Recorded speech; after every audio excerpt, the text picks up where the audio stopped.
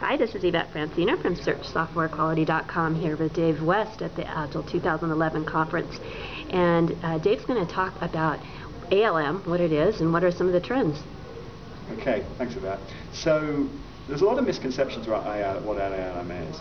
I mean, application lifecycle management. It's the application of the business discipline of business management to software delivery. That's the focus of ALM. Broadly, it splits into two different areas. One is around that discipline, so the use of a particular set of practices, the sort of idea that you treat software delivery as a key business process and you manage it in that way. The second thing is tools. Frankly, you know, there's a lot of tools and a lot of tool vendors that talk about ALM. But when they're talking about the tools, they're talking predominantly around tools for enabling the management, the collaboration, the planning, and the traceability and the reporting of that software delivery process.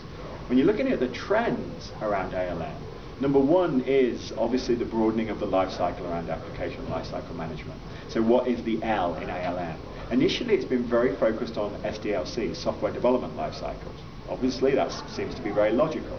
But what we're seeing increasingly is that the life cycle is expanding into release and operations. DevOps maybe is a trend, but we're definitely seeing the first place that we begin is around release management.